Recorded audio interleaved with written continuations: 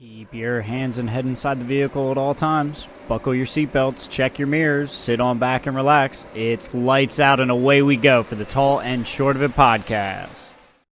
Welcome, everybody, to another episode of the Tall and Short of It podcast. We're coming to you live, surfing on the Weaver's Wall. I'm your host, Justin. And I'm Aaron. Welcome back, everyone. It's been a busy week since I've last seen you, Justin. How are you doing? How's life? Yeah, I'm coming into this episode a little bit better off than some of the days previous. I can get into all that with the Rose, Thorn, and Seed, but it's good to see you, my friend, back in action. We got a packed show. We got some Singapore Grand Prix coming up. We got some Worlds 2022 play-in preview type stuff going on. Just a jam-packed show. Like I said, it's good to see you. How you been, man? I've been doing pretty well. It's been a overall good week, but of course, there's a thorn. As every week, we have it in our Rose, Thorn, and Seed. So I'll kind of lead into my week a little bit. But let's hear it. Over the weekend, Colleen and I had a wedding we went to. It was Thursday night rehearsal dinner, Friday wedding. It was a lot of fun, good times, but there are some characters in Colleen's group of friends. It was very fun and entertaining. Which this is something that inevitably happens to me anytime I am with her group of friends. But the one girl in the friend group is married to this guy. We'll call him John. But John is someone who is like, he's not the most fun person to be around. Just a grouchy demeanor, always negative things to say. I don't know if I've ever seen the man smile. Really?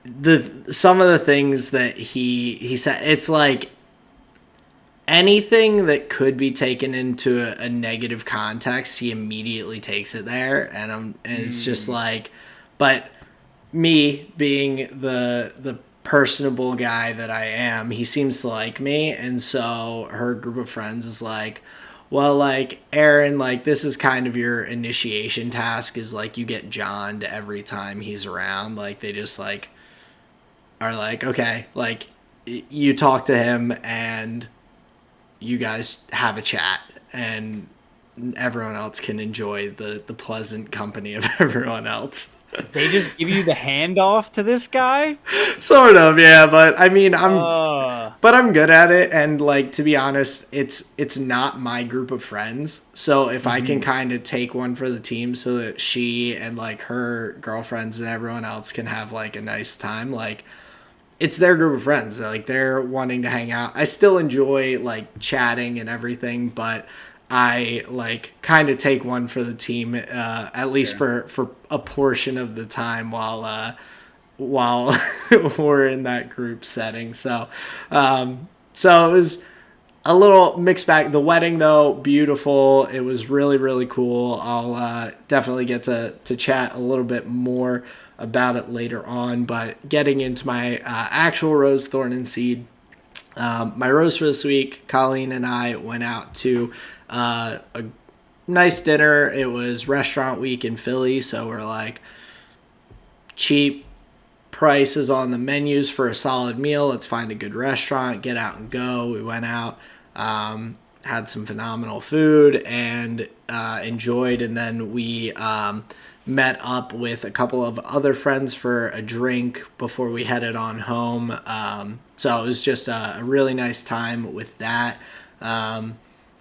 My thorn for this week is just being tired. Damn, that's a really riveting one, man. I know, it's pretty crazy. It's just like, life's been busy, and I feel like I haven't had as much relaxation as normal, and my body is reacting accordingly. But part of my problem is that I am not good at going to bed earlier than what I'm used to, and I kind of go to bed around the same time each night, like midnight shortly thereafter and all. And Mm-hmm. so falling asleep earlier, I like subconsciously, I guess, my body is like, oh, just like do other things until it's like your time to fall asleep, as opposed to being like, you're tired, like you should just like try and go to sleep earlier. I like struggle with that a lot. It's like, I don't know if other people have that issue, but I feel almost like I am missing out on time that I could have spent doing like things I enjoy, watching TV shows I enjoy, like keeping up with what's going on in the F1 and League of Legends worlds on Twitter, or like whatever else. I feel like this like nagging thing that's like, oh, like don't go to bed yet because you're gonna like not have as much time like outside of work time to enjoy like what you enjoy. It's Yeah, if like that makes FOMO, sense. like fear of missing out. Sort of, but it's more it's almost it's that, but it's combined with just like you're working for however many hours a day and you get home and I'm like, I put that much time into working and all to make money to enjoy the things I want to outside of work. So like I want to take the time to enjoy those things. So it's like combination of fear of missing out, but also like just wanting to have my time outside of work. Like sleeping is like a necessity for me more than it is like a pastime. Like some people really enjoy naps and like feel like great, they love it. For me, it's just not my thing. But I very rarely nap. So that's been kind of my thorn. It's this that inner conflict of figuring that all out. Um, Do you think you're better than the rest of us because you don't nap? No, I'm jealous of people who Uh, like can just like nap and feel like so at ease and at peace. Like I can't. The only way I really nap is like a dad nap where you're watching mhm. something on TV and laying on the couch and you just like nod off without realizing it. It's like pretty much the only kind of naps I do. I don't go, oh, like I'm gonna go lay down and take a nap. Like I just Right. not I can't do that. And there are plenty of people who can and they're like wake up and they're like, "Oh my god, that was blissful." And I'm like, "Not me." But it seems like if you're falling asleep on the couch, that's likely due to some other thing. Like maybe it's like post meal, or you actually do need a little bit more rest, longer day, these things. But yeah, I'm not sure. Like, I'll lay down for 20 minutes, close my eyes, focus on breathing, and you get to that kind of like drift away So, state. I I can find those useful.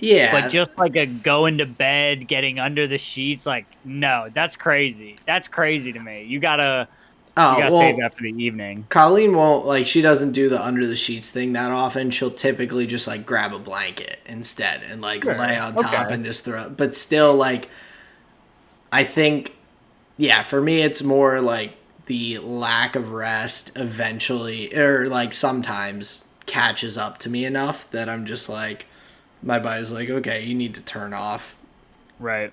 So so yeah, that's like figuring that out has been kind of my thorn because I'm like I'm tired, but I don't really want to like go to bed earlier and Sure. whatnot. So but my seed for this week is it is a little bit over a month until we go on the trip for Colleen's birthday.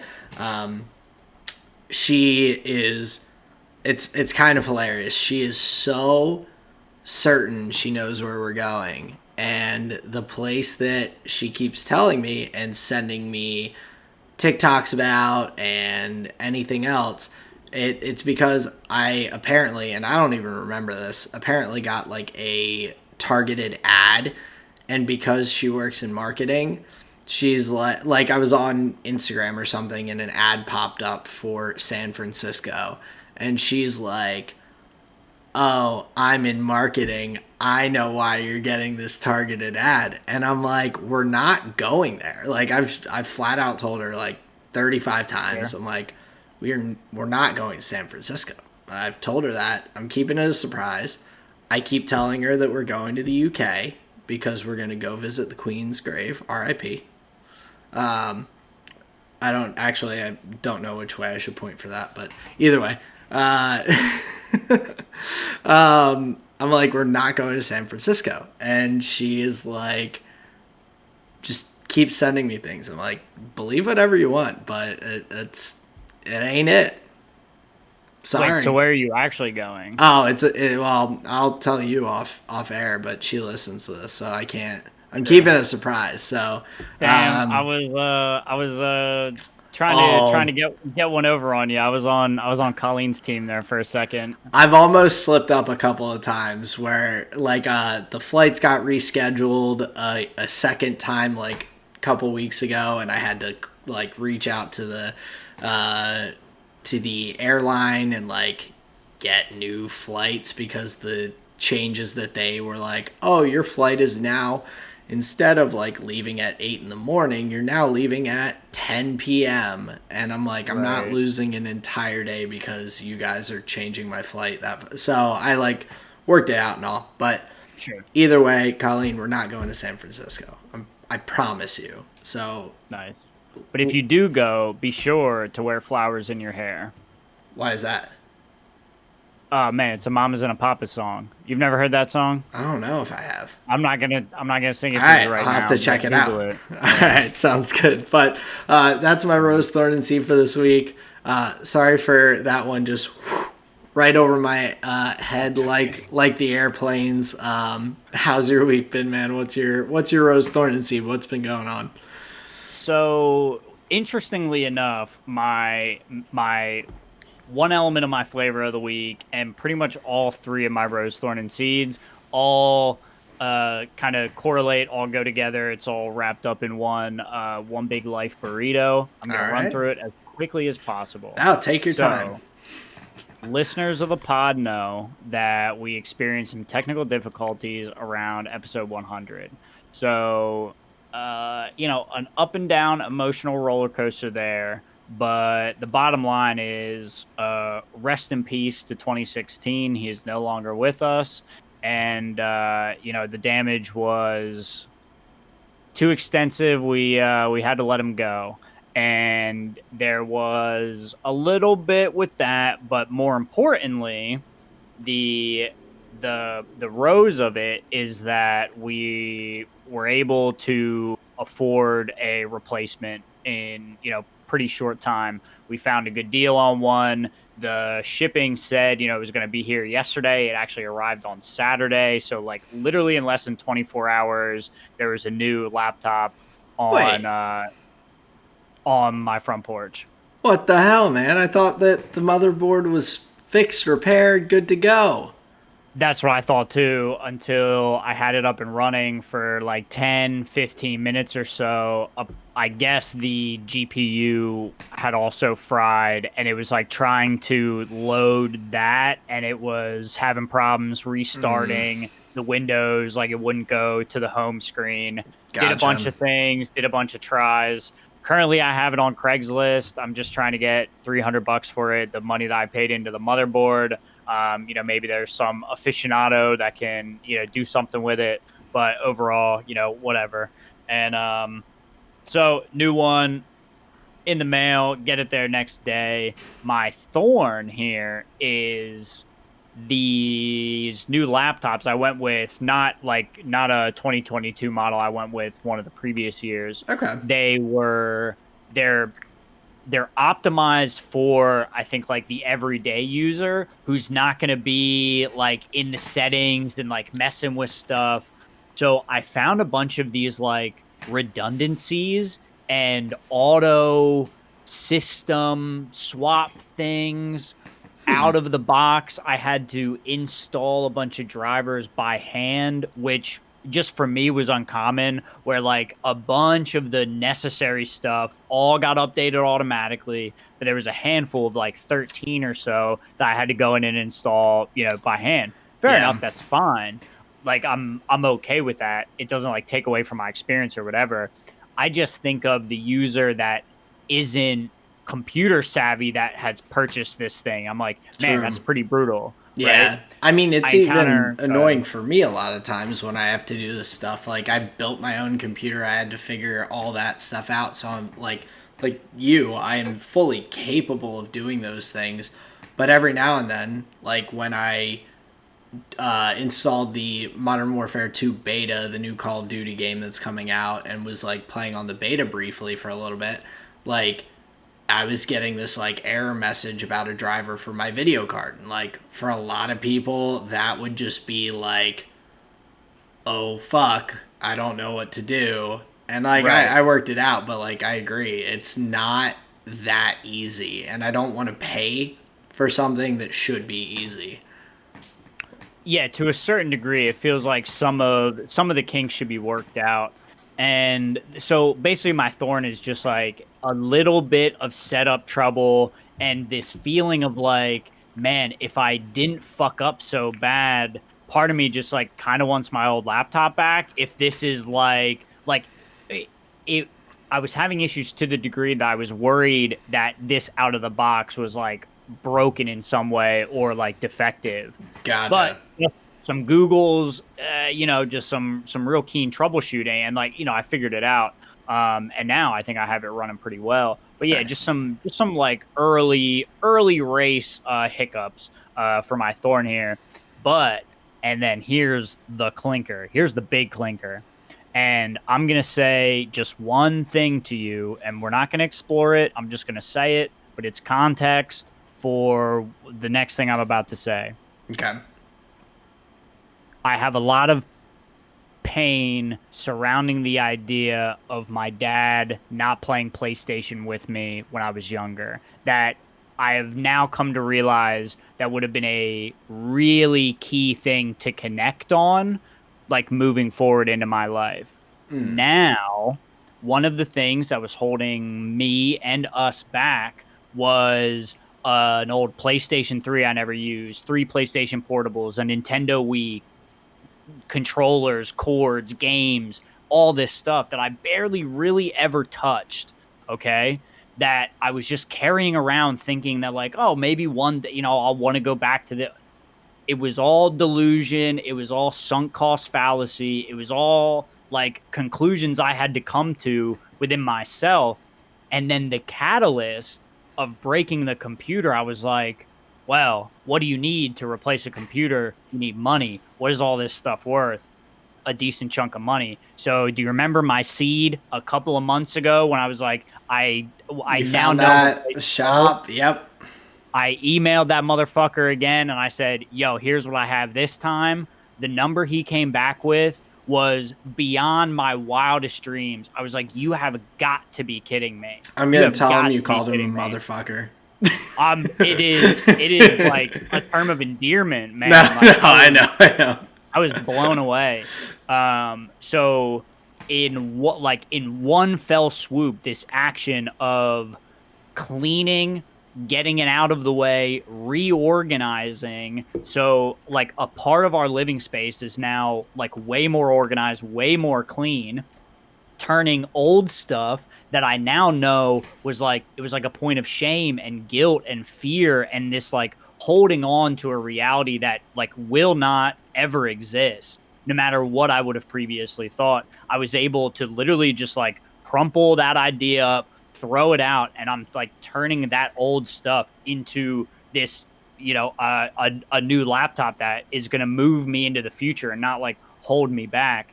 Nice. So like it's all pipes, Jerry. It's all wrapped up in the same thing. But it's been like quite a week, and truly, I have to say, just like an emotional roller coaster overall. But here we are. We're on the Weaver's Wall. We are cooking, baby. And just really looking forward to this weekend's Formula One race. I know we have some topics that you wanted to get into before that. But Yeah. yeah, that's my Rose Thorn and Seed. No, I mean that's awesome, and I think that's like, I mean it's definitely something you're gonna have to like let me know who that person is, because I've got an Xbox 360 and a bunch of games I need to get rid of. It's like I've been what's held me back from selling it was not anything emotional or anything like that. It's just purely the effort of like selling things online is like tedious and annoying. Like, Sure. I tried to sell my furniture on Facebook Marketplace. I talked about it on the podcast like a Mm, couple months ago, and like multiple scammers were the only people that reached out to me. And yeah. I'm like, well, fuck me. Like, I'm just gonna deal with scammers or not, and not sell my stuff. So that like has turned me off to like some of that trying to sell, but having a place you can go and like get rid of it. And I think like a lot of people probably have similar thoughts as you, whether it's some sort of emotional connection or some sort of like logical, well, like what if I need this thing, like I've used it before, clearly that's why I have it, like what if that Hmm. situation happens again. And it's like those thoughts that hold you back from like being like, no, like I don't use it. It's like the concept of I've heard of people going through their like closet, and if there's something you haven't worn in a year, Yep. Yeah, like flipping gone, the hanger. gone. Like, if you haven't worn it in a year, other than things like suits, things like that you only need Yeah, for like typically occasion. special occasions, then like get rid of it. Like, I got all old Halloween costumes and things like, I was holding on to old Halloween costumes because I'm like, what if I? And I'm like, I know when that I feeling. Yes. moved, I was like, I'm not gonna be this costume again. I'm like, gone, like Goodwill, Right. goodbye. So But I definitely. until it's like precipitated, until you have a good Oh, reason, it you just like clicks. hold on to it. Yeah, Yeah. it like, Crazy. yeah, it's something that like flips. I think like just even passing by something in day to day life is not enough to like be like, oh, I need it. For most people to be like, oh, like I don't need this thing. Like, you could open a drawer, see it, and just be like, and then like close the drawer and on to the next thing. So it's definitely a roller coaster of a week. I've got a roller coaster of a sentence for you, Justin. That's a segue. What do you think about butt plugs and chess? So I'll give some explanation. It's something that came across my Twitter timeline. I was reading up on it. So there is a gentleman named Magnus Carlsen. He is the world chess champion. He has been like the top chess player in the world for a number of years, and recently he was playing in a chess tournament. He got matched up with this guy who is, his name is, I know his last, his name is Hans Niemann. He's an American.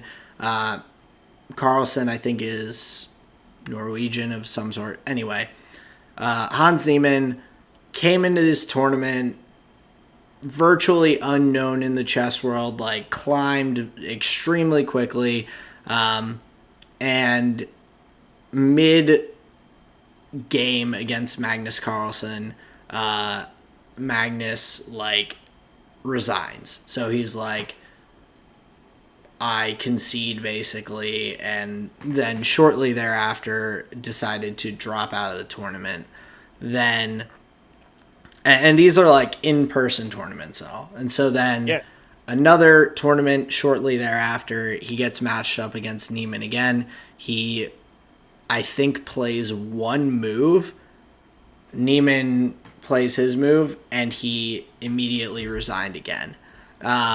So it has come into question from a lot of people in the chess community, and including Carlsen, who put out a statement basically about like why he resigned and dropped out of these huge chess tournaments, but basically that he believes that Hans Niemann is cheating because he was playing in a way that very few, probably less than 5 people in the world could have figured out like how to play this specific way in certain scenarios. He's like, it's either a computer or like this guy is just an absolute like chess genius, but he wouldn't be this unknown at this stage and everything if he was just like this fucking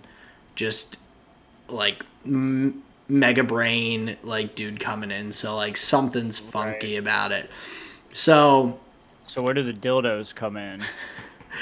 So in chess tournaments, like because cheating even in live tournaments has been an issue before, because people will have had things like sensors in their shoes that like buzz Morse code and things like that at them, like about what to play and things like people have got like chess. Apparently, I didn't realize this before other than watching Queen's Gambit. Like chess is apparently serious like business in terms of like people have figured out really weird ways to cheat. And so I guess like your shoes are checked, your pockets are checked, like things like that for any sort of devices and things like that you can get away with cheating. But because Magnus Carlsen, who's been the world chess champion for I believe like the past few years, is like, this is really weird. Like I've never played against someone who wasn't cheating, who is like making these weird moves. People are like now going to the extent of like trying to figure out how this guy is cheating and this and that. And they're like, he's got a vibrating butt plug that's sending him Morse code through the like, and I'm like, I don't know. Okay. Like, I can't tell if that's like a legitimate like way to cheat, because people have talked about like Morse code being sent through like buzzers in people's shoes and things like that like have been so you have a player off table watching the game telling you like the correct next moves to make via some kind of signaling system, some sort of signaling. And like basically where people have gotten to with this is like, oh, like this is the only place we can think of that they don't check before you go into a tournament. So it's interesting, and I'm like curious to see where things go with like new news and whatnot on it, because like Magnus Carlsen's statement basically says like, he's like, I made the unprecedented professional decision to withdraw from the tournament after my round 3 game against Hans. A week later, during the Champions Chess Tour, I resigned again against Hans after playing only one move. I know my actions have frustrated many in the chess community. I'm frustrated. I want to play chess. I want to continue to play chess at the highest level in the best events. I believe that cheating in chess is a big deal and an existential threat to the game. And then continues to go on about like cheating detection measures and like things like that. And so this is like a huge issue, but my mind was boggled when people like brought this up as a potential way of cheating, was like some sort of signaling butt plug that someone is like relaying messages through. I'm like, oh, that I can't not bring that up. That's hilarious. But also, like, I understand why it's concerning. Like, people are constantly finding new ways to cheat at video games, at, like, anything. So my question is, what's the opponent response? Like, what's the American, like, has he been investigated? Is that possible? Because isn't... To accuse someone of cheating, the onus of proof is on you, no? Like, so that's why it seems reasonable for him to just, like, resign and say, like, I can't prove this, but this just seems so fishy. Like, I'd rather just... Right, and I think that's why he said, at the end of his statement, he basically said, he says, there's more that I would like to say.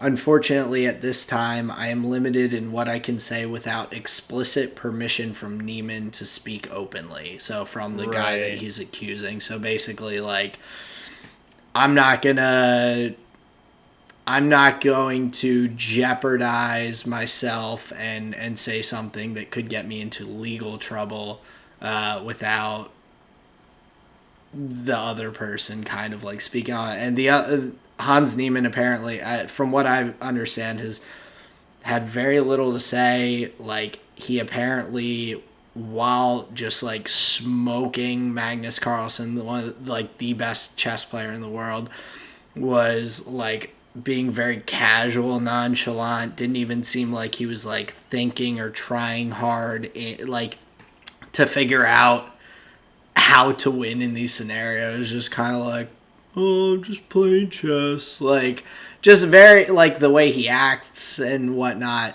adds to it. But Okay. it's a very like bizarre scenario. And like honestly, for all I know, Hans Niemann could just be some super genius that no one ever showed the game of chess to, and he's just like, oh, like this is easy and makes sense in my brain. I like, for all I know, that could be the case. I don't know, but the accusations that have come out, it was interesting once I dove into it a little bit and was kind of like going down the thread of conversation and all. So Weird, man. That's crazy. So like so my question is, if let's say he's being piped information and he's got some type of signaling, I don't want to assume anything just for, right, like we don't know, like right, and I'm sure some people have made better jokes on the like the butt plug end, so I'm not even going to try. But let's say he is being signaled by somebody who my mind immediately goes to who has beaten Magnus Carlsen or another like world champ equivalent to the degree that a nobody could be piped information to then beat. What Carlsen is like alluding to, it seems, is that the information that he is getting is from a like perfect move chess playing like AI, like supercomputer. Yeah, like, oh, like if this is the move that they make, this is your best move you can make in this scenario. Boom, do it. Right. Like not necessarily like there's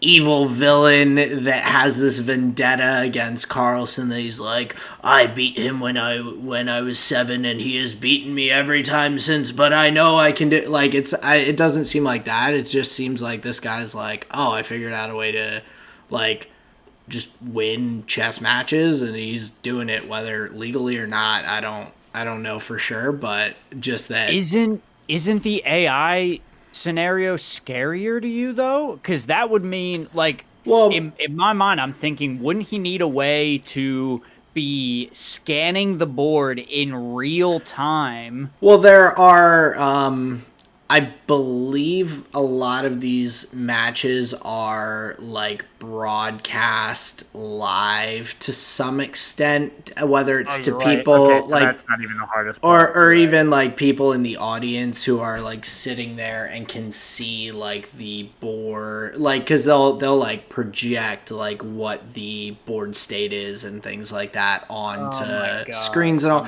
So it could be really like and then just running that through an AI. Yeah, gotcha. Like you could set up legitimately on your phone. You could like start a chess game against a like unbeatable computer basically, and just like make Carlsen's moves and then just do whatever the computer does. Like so it's like a very bizarre situation because like there's I feel like anytime anything like this comes up, it is like a very like kind of interesting thing to see how things unfold, like whether it is Deflategate with Tom Brady in the NFL and the Patriots putting a little less air into the footballs that they were using so he had a better grip and could throw better passes, whether it's the Houston Astros stealing signs and banging on trash cans to signal to the batter what kind of pitch is coming, there have been, I mean, there's innumerable, like, things in the sports world where cheating has happened and these scandals have come out. So I'm, like, very intrigued to see if or what comes of this. Because, like, even, and, like, to go back to my original sentence, like, there was a cam site that was like, we will pay you to play completely naked, to like Hans Niemann, the guy that's being accused of cheating. They're like, we'll pay you to play chess completely naked so that you can prove that there is nothing to hide. And so they did not get taken up on that offer.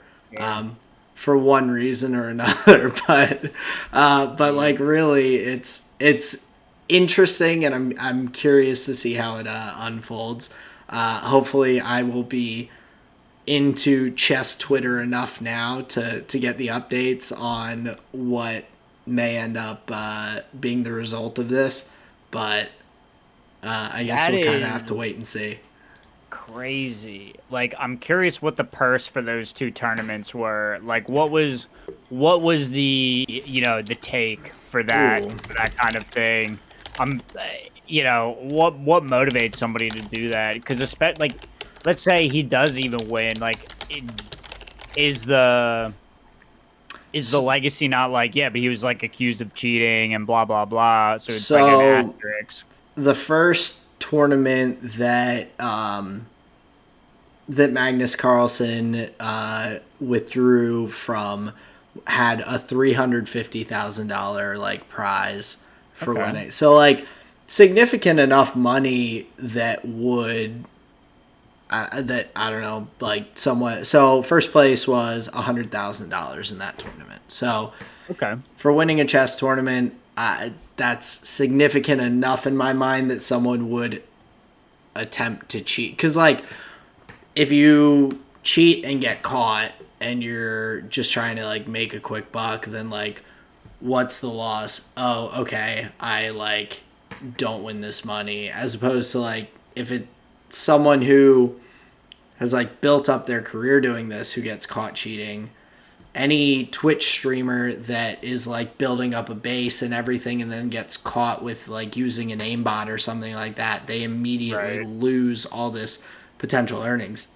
If this guy is just like, oh, hey, I just want to like fuck around and cheat at chess and see how much I can win, then like there's not really, it's not like he's built his career on playing chess. Oh yeah, that's a different game. It seems like he has, like I said, just rose extremely quickly and unprecedentedly, if that's a word, in the chess community, like where I have no idea what he even did before this, but either way. I mean, honestly, all I've got to say is show me the credit card statement. I just want to see all those charges from baddragon.com, baby, and then we'll really know.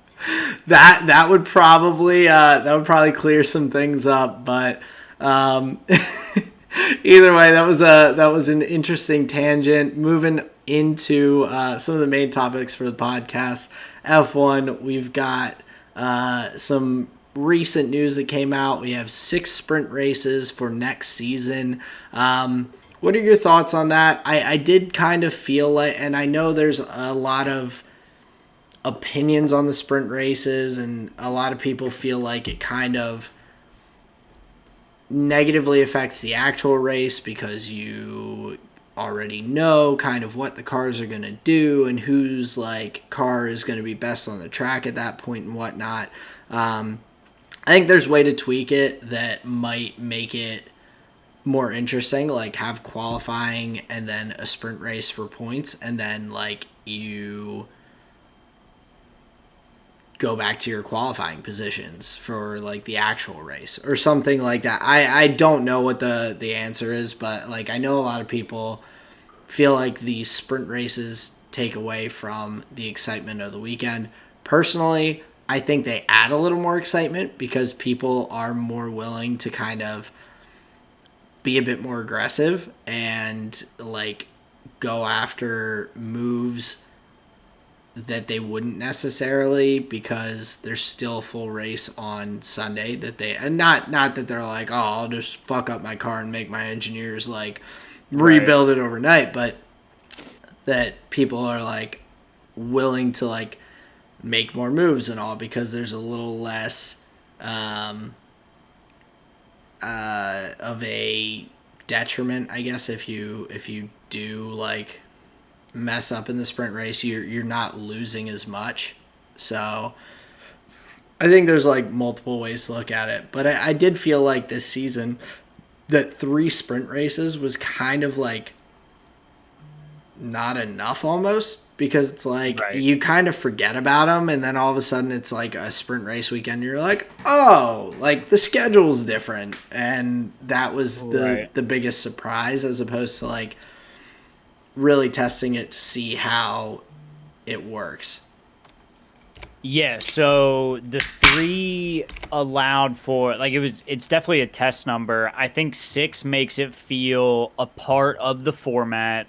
Maybe more isn't better in this scenario, but I don't know if it would take, or let me say it like this, excuse me, I don't know how much it would take away from the weekend for me, in the sense that I just think it's fun that they get more opportunities to like go racing, especially when you have scenarios in qualifying where sometimes, just based on the way cars are just like slowing down at the back, like sometimes you get these like weird grid out of placements because of just the way qualifying tends to go, depending on like if it's like a shorter lap or whatever. Oh yeah. So I think it's fun that it there are some weekends that it's going to be decided with more racing than a one shot. I think it's going to give some cars a chance to be quicker in an arena that other cars won't be. Like it feels so easy to just like put a lot of effort into the one shot, get up ahead of the grid, and just rely on that open air to win. There's a difference in strategy that a team can do and say, like, our car is better on race day. Our qualifying isn't that great. So do what you can in qualifying. And then the sprint race gives these teams with a not as one shot lap ready car, it gives them a strategic opportunity outside of that. Even though it's only Yeah. 6 weekends, Well, they got to make the most of it. I'm I'm inclined to give it a fair shake. I think 6 seems like a pretty reasonable number, especially in a season that has 24. That means there's going to be 18 races that don't have the sprint accompanied. I think 6 is going to feel like a nice, just little sprinkle of it, to get a little bit of high octane on a Saturday, and like that can't really hurt, especially yeah. because it does add a little bit of jeopardy. I think it's fun. Yeah, I personally, I think 6 is like probably right around the number that I would want as like a maximum. But I do think it does bring into question like, and something we've already talked about, like having an additional engine for the teams. So you have a fourth engine because one, you're racing for more laps, like purely Hmm. like you're Hmm. racing for more. And already 3 engines does not quite seem enough. So you add another race and then you add 3 more sprint races, and it's like, well, 3 engines is already not enough. Like something needs to like change, Right. because then what's going to happen is that sprint race weekends are going to be just purely utilized by the top teams as races to take an engine penalty. You take the engine penalty before the weekend starts, and then you start at the back of the grid for the sprint race, climb your way up through into P9, P8, whatever a car can do in that short amount of time from the back of the grid, and then all of a sudden, like, oh, brand new engine basically, and now you're starting P8 instead of P18. So I think that there is that's more my concern with it, is like, not if they don't make other changes to the engine allowance and things like that, that I imagine teams just utilizing those as like it's sort of like a safety car pit stop. Like, it's like, oh, like I can take this penalty and though? Well, I just think that if you're going to put an engine penalty into the system that's supposed to be a big detriment, then just allowing people to like, or allowing teams to just like utilize that as a free pit stop, kind of in a way of like, oh, we can change the engine and not take as big of a hit, just seems kind of like, yeah, it kind of seems counterintuitive to the whole point of the engine penalty. So that's kind of why I was saying I don't know, maybe the solution is to have qualifying, have the sprint race, and then still have the drivers start, especially now that in the sprint race format they've added to who gets points in that, where the entire top 8 get points, as opposed to just the top 3 like it was last year.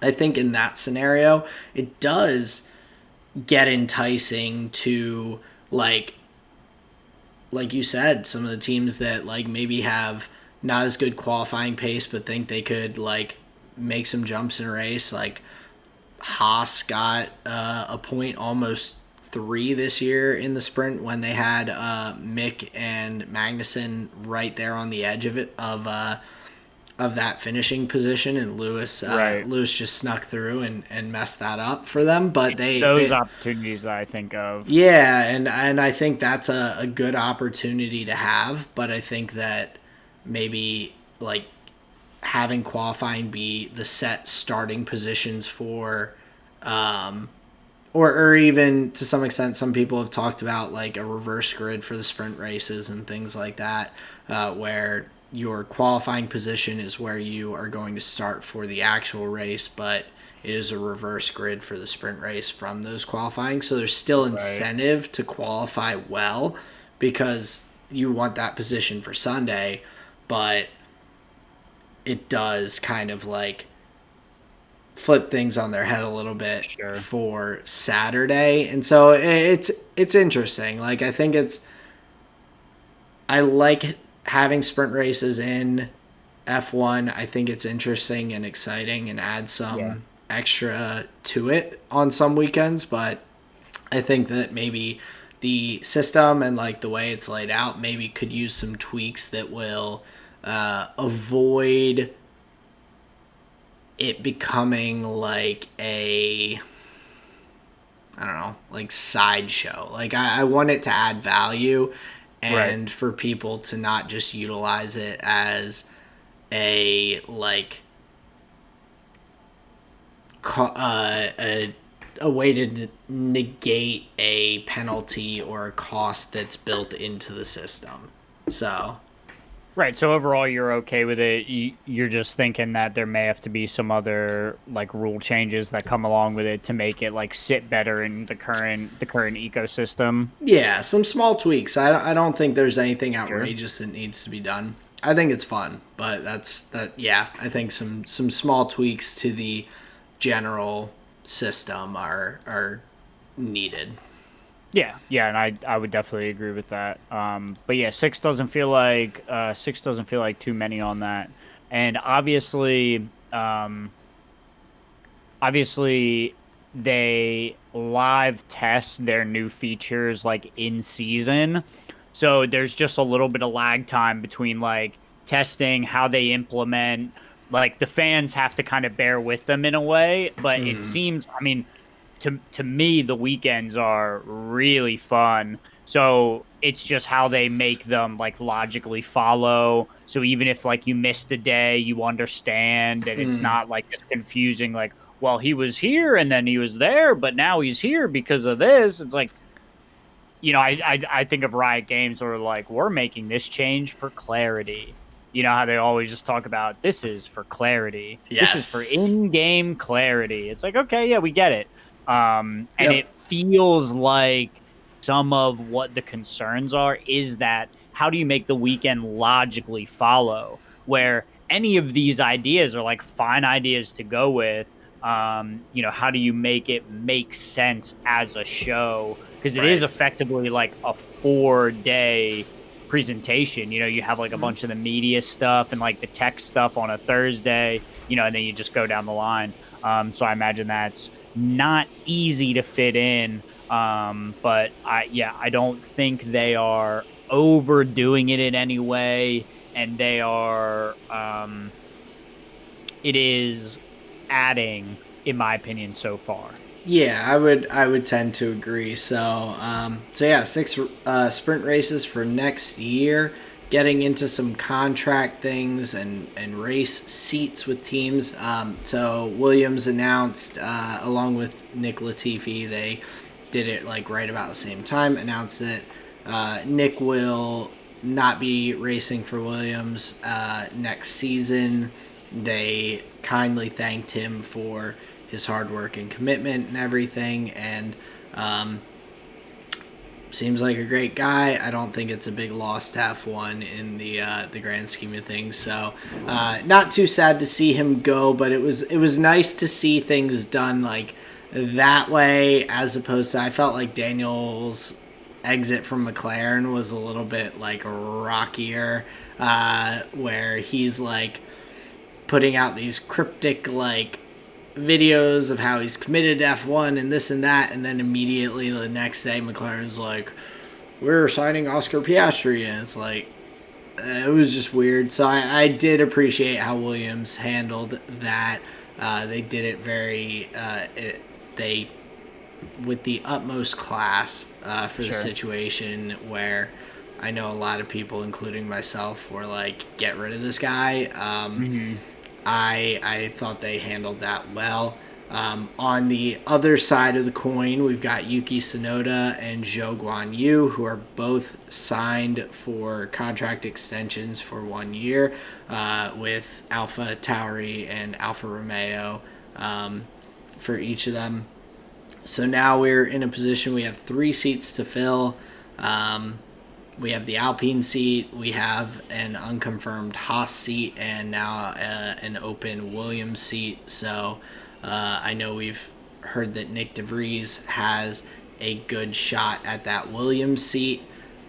Things could change if Pierre Gasly ends up in Alpine, where then a new Alpha Tauri seat could be open. So there's still that potential if Alpine decides to buy out Gasly's contract and whatnot. But yeah, 3 seats left to be filled in F1. Just quickly, I think Haas is probably going to stick with Mick. I do think so too. I think he's performed well enough. It's very weird. There's a lot of weird sentiments in the community, in my opinion.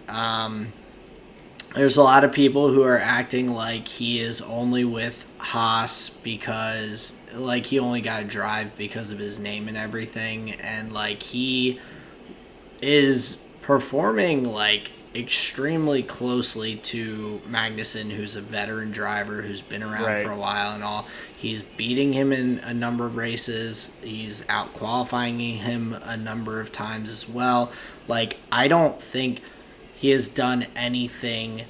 And like, it's almost like everyone's forgotten that Haas was like struggling in their competition against Williams for the past couple of years. Like, Haas has not been a strong performing team over the past like 2 years between the Magnussen Grosjean year in 2020 to last year with Mick and Mazepin to the now where they started strong and have kind of slid backwards towards where they were previously at. They're still doing better than previous years, but I don't know. I feel like Mick has kind of earned a place, but a lot of conversation I've seen seems to, they like to throw out that he's not his dad and that he is like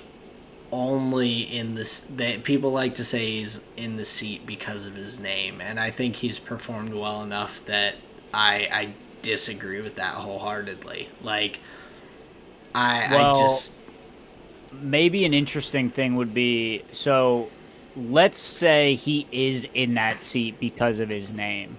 Let's say that there was another more qualified driver being looked at right next to him, and it was like, yeah, but we could get a Schumacher on the team. What do we lose out on skill? Like, maybe a 10th. All right, fine, take the Schumacher name. Like, if that happened, is that so bad? That's probably happened a million times in sports and team organizations. That's so what F1 is. Like, F1 exactly. is your name and your sponsorships and things like that. Exactly. So that's like a straw man argument. It is. And then on top of it, if he let's just pretend that that's how he got there, not on merit, not on whatever hours on the track and blah blah blah. Let's pretend that it was his name. And I'm not even like a Schumacher fan. I'm just like going through the logistics here. So he is just there based on his name, but like you said, when you compare him to his teammate, he is performing just as well and sometimes outperforming depending on the weekend. So let's say he did get the seat for, less than kosher reasons or whatever. He's at least proven over these 2 seasons that, okay, well, he's at least worth the drive. He's improving. I think he's adding value to the squad. So regardless, basically what I'm saying is regardless of the reasons he started out there, he's, I think, way outdone any of the early expectations. I think he's doing just fine compared to some of the other drivers. Just like if you remove the nameplates, it's like, yeah, whatever. Yeah, I agree. I think he has performed like really impressively for like being such a young driver. I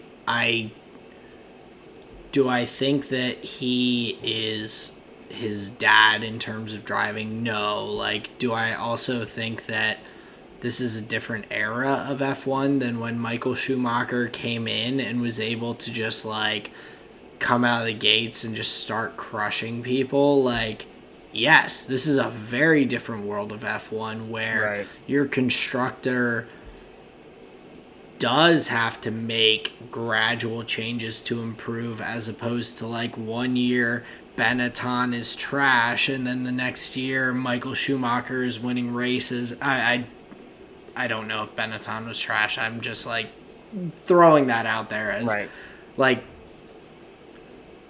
it's a very different world in F1, and I think he is talented enough to have a seat here.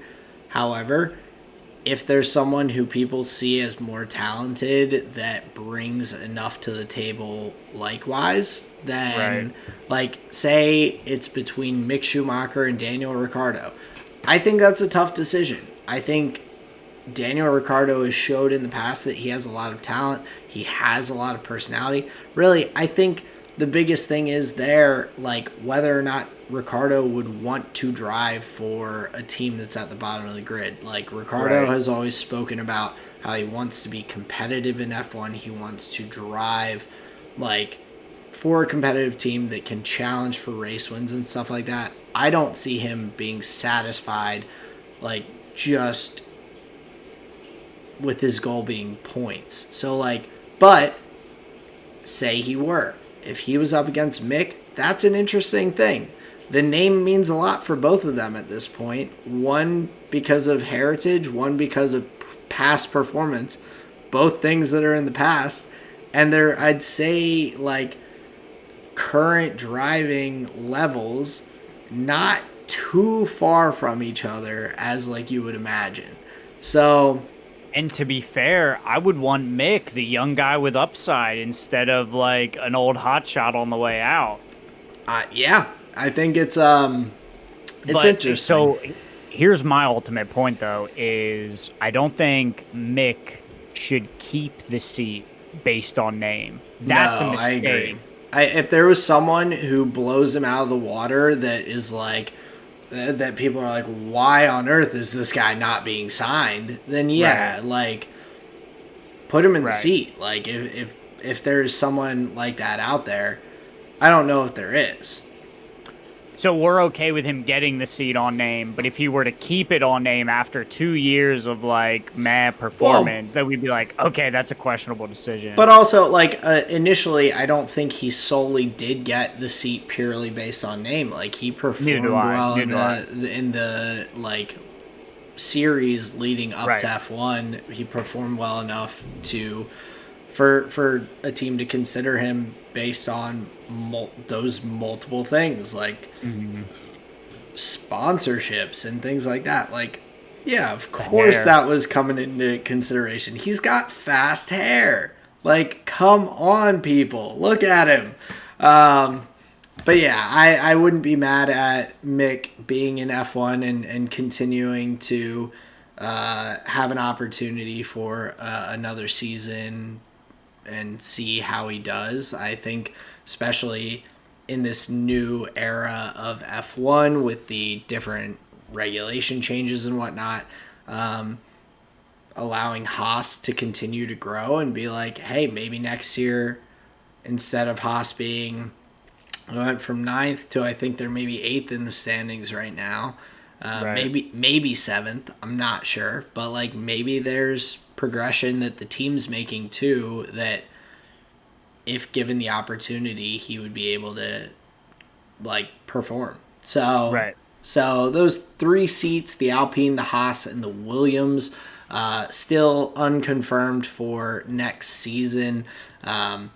So I guess we'll wait and see what happens. I'm sure we'll probably get some of those announced within the upcoming, I'd say probably 2 races, just because teams want to start solidifying and planning things for the upcoming season, where we are getting down to the end of it with, I believe, 6 races to go, if I'm remembering correctly. It's 5 or 6. So... which leads us into this upcoming race. We've got the Singapore Grand Prix. It's going to be a pretty exciting one. The Singapore Grand Prix in 2008 was the first F1 Grand Prix that was done at night. It was the first night race in F1 history at this track. So that race was also just absolutely phenomenal to watch if anyone wants to go back and check it out. I know you had some notes on it. Tell us about 2008 Singapore Grand Prix and maybe some of the things you're looking at for this upcoming weekend.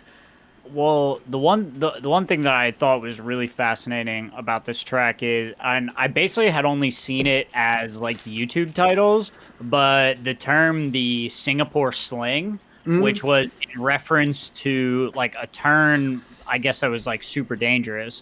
So the original iteration of the track at turn 10 it was like a chicane that you had to navigate after this like really high speed section, to where you would, I imagine you were coming through that way too fast, and if not navigated carefully, you were sent over these large curbs that they had and just like straight into like one of the walls on the other side. So it was just a very dangerous part of the track that ended up actually having to be changed after like some of the original races.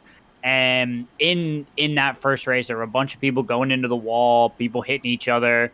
I believe it was Felipe Massa drove away from the pit lane with like an exhaust pipe still Well, attached to his car, so knocked over a yeah. pit guy. So I've watched this race back recently, and that was wild because so this was in the era of F1 that uh, not similar to IndyCar. You not only change tires during a pit stop, but you also fuel up the car.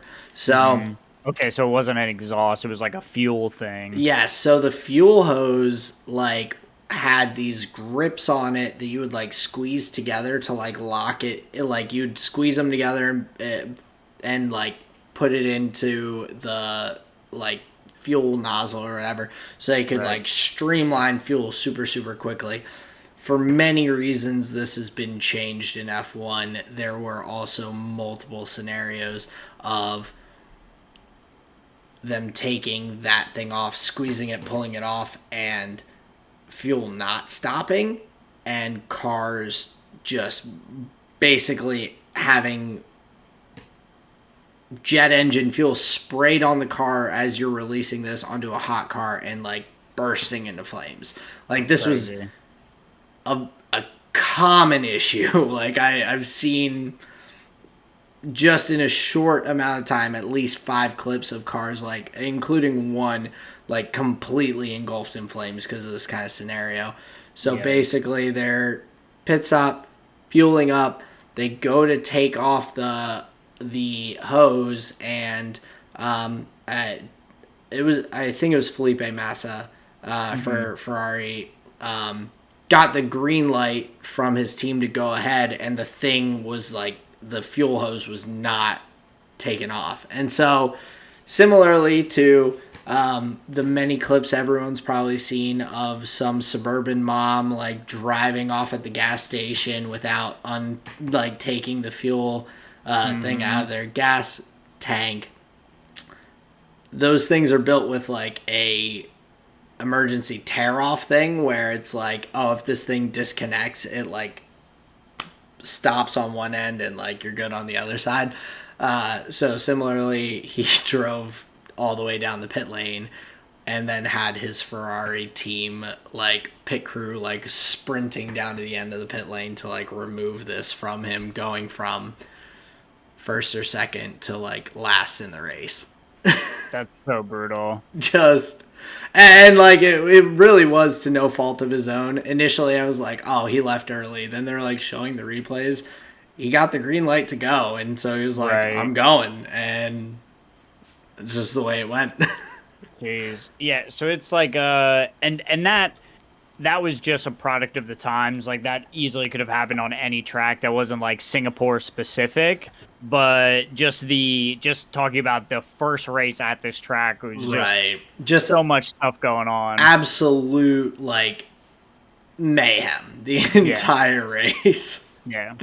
And like it's crazy watching the footage of it. Like it's always hazy. It feels like you can see like paper and dust like brushing up off the track. 'Cause, Oh yeah, it's in the city. So it's a track with a very different vibe. So many of these like tight turns. Some of the highlights I was watching, cars just forever turning into each other. Like it's very narrow in some of these turns. So it's like it's blind. It's high speed. it's at night, it's weird, Right. like Right. Lot of like turns, and I say that to say like less time with a straight wheel, so you're just like making inputs like crazy. So I think it's going to be an exciting race. I think it's an interesting track to say the least, but it's fun to be at a track that has had to be changed so much just because of like, oh well, the core design is actually wrong. These cars move way too quick. So now we're seeing a much different Singapore. I believe it's the Marina Bay circuit. So yeah, looking forward to it. I think it'll be fun. yeah, and we for this race we'll have Alex Albon back. So he said just in some interviews, he said that he's done everything he can to kind of prepare himself after his appendicitis and then complications thereof, that he was in the ICU for a bit.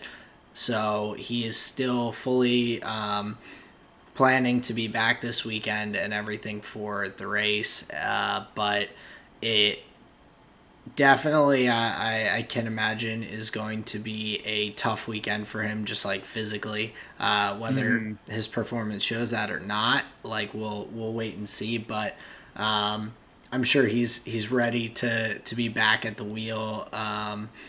But nonetheless, I think something to look out for this weekend, along with, I know you had it in your notes as well, but Max can win the championship this weekend. It could be like, it's not super. It's not likely at all. Charles would have to finish like pretty out of position or incur some reliability issues like he has been having for it to go that way. And Checo has to finish outside the top 4, which is kind of the other side of that, which is not unrealistic based on the way the season's gone, but it's the Leclerc. He would need to finish at least 9th, I believe, for Max to win. Right. Unless Max gets the fastest lap. What's the thing in betting where you gotta like line a bunch of things up, like a parlay? Oh, parlay, yeah, that's what I'm really bad at. Well, that's what this feels like. It's like this, and then that, and then this, plus that. Yeah, but it does, like, very close to, barring some sort of catastrophic issue for Max, whether it's a reliability issue or an incident or anything like that, that kind of leaves this as probably the last race where it's up in question, because just past this, I don't think, unless something ridiculous happens to Max, with the races left, there just aren't enough points to catch up. So it does, without clinching it, still most likely clinch it this weekend. Yes. And that I'm fine with. I just don't want to pretend like it's like, oh no, it's definitely show up and it's in the bag. Yeah, no, it's definitely not that cut and dry. Yeah, like Leclerc has the opportunity to kind of delay it, but not necessarily. Like, it would be, it would literally like take Max not finishing any of these last races and Leclerc like finishing at the top of the grid in every single one of them, basically, for him to win the championship. So so it is interesting, just because we are getting to that point where it's kind of weird, and I don't, being one of the, like, I didn't like it when Lewis won the championship so far ahead of time either, before the end of the season. Like, I do love the excitement of, like, the last races having significant meaning in that title fight and everything. It's boring when people are like, 8 races to go and Lewis has won the world championship. Like, that's not that exciting. Like, what are we doing here? This is just a formality. Yeah, and I mean, I understand there are other teams, constructors and a constructors championship involved, but I do like the competitiveness of it dragging out and all. So it will be interesting to see after this weekend kind of where things are at for the rest of the season, but also I think more so kind of where those other constructors fights are starting to line up. Mercedes is still not too far behind Ferrari in the championship, so that's still a competitive battle, and there's other ones as we go down the grid. So I think there's some other intriguing things, and I hope that, like, if things, and I mean, I love seeing Max on screen, but a lot of the races that he's winning, he's not anyway. So I'd love to hear about some of the other storylines that are going on in these last races as we're kind of coming towards the conclusion of the season, to see how those other battles shake out. Like, I'd love more focus on that if there's not as much excitement at the top. Yeah, and that's what I think you shift your attention to is you say like, okay, well, what are the other really fun things that you can look at? You can start to look at Checo as a teammate, how well he's doing to see like, the securing then of the constructors championship. You could with Ferrari look to say like, okay, well, maybe these like firsts are out of reach, but what if at the end of the season you look for Ferrari to say like, okay, well, are they able to line up?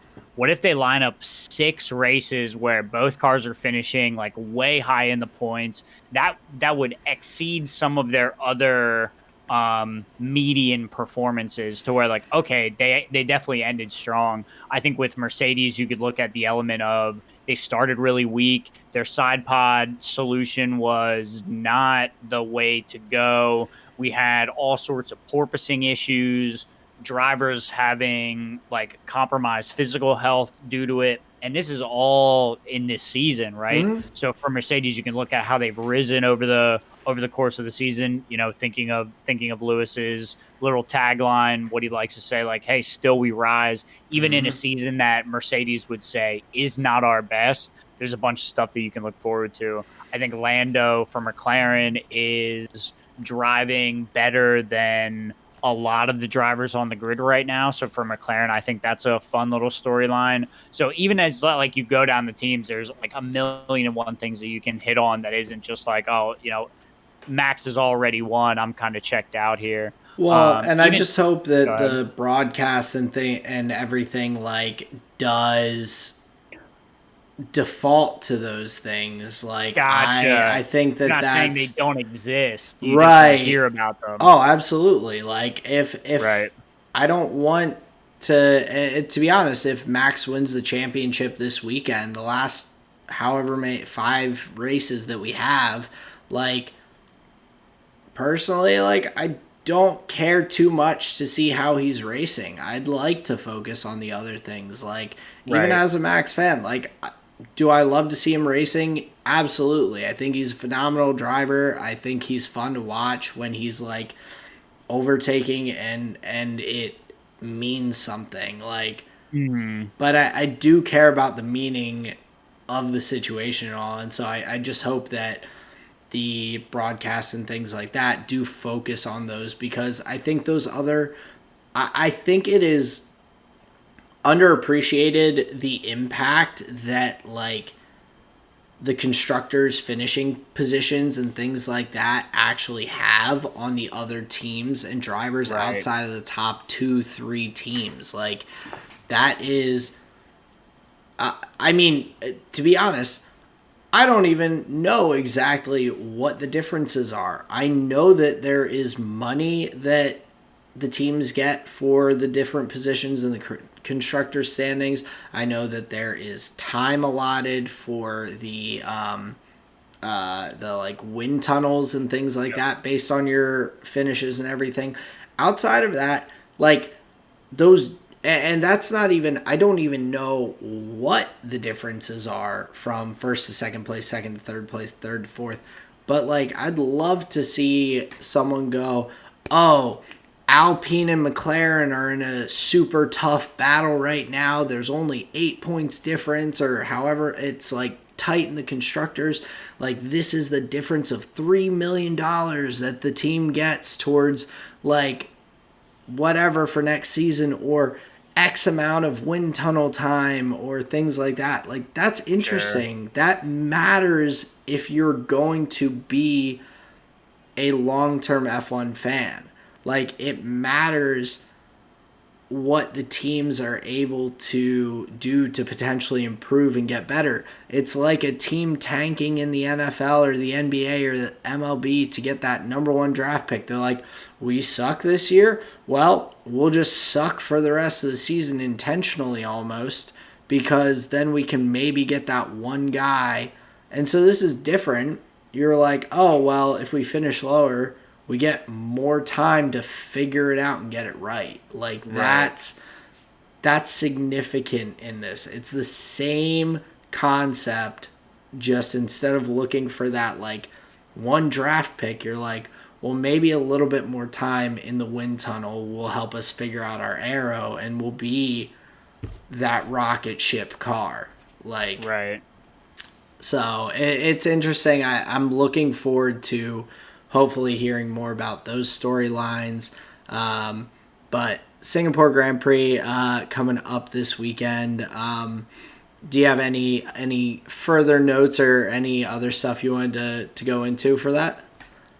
No, I don't. It just feels like we've been away from F1 for so long. I'm excited to get back. Yeah, 3 weeks after a triple header is is a long stretch. They like get you right off the bat coming out of the summer break, and then this long stretch has been it. F1's been missed, so we're looking forward to it. Also looking forward to just a ridiculous amount of League of Legends over the next week. We've got the world's playing groups. We've got a lot of potential, I think, from these developing region teams that are coming into it. Where do you want to lead off with those teams? So I think my opening statement for the absolute marathon that me and Aaron are about to take you guys through, my opening statement here is I think we have to be careful assuming the meta going into like these opening games and days. I'm curious what 12.18 is going to bring. Especially in the sense that when you look at these different regions, it seems like there's a bit of a different flavor for each one.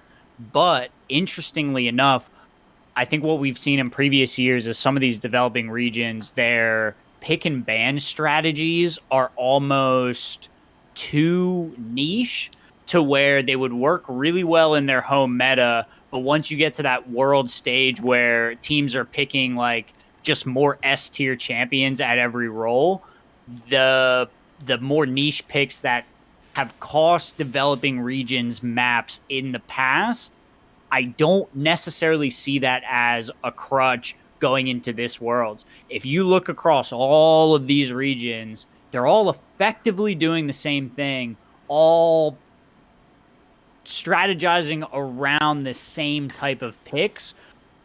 I say all of this to say the world meta is more homogenized, I think, than we've ever seen it before going into a world's tournament, barring maybe last year. Yeah, and I feel like with that there aren't, and I think this is probably a positive, but Riot has not made extremely significant changes directly leading up to Worlds, which I think they've gotten better at over the years. But with that said, there of course have been shifts, and so I am interested to see what champions come into prominence. But I think things like the Hecarim, for instance, like, yeah, maybe it'll come back in as a strong jungle pick. I wouldn't be shocked with the upcoming patches. At the same time, it was played earlier this season pretty significantly. So it's not like this is a situation where it's been Leona and Thresh and Rel and like all those support champions, and then right for the entire leading up and through playoffs and everything, and then they're like, Worlds enchanters play Lulu and Yumi. Like it's not that drastic of a switch, but I think there will be champions that come out and are played effectively that might become part of the meta, that are like part of the play-in meta potentially, that may then come into the group stage and like not fit. I think that there's the potential for that to happen too, where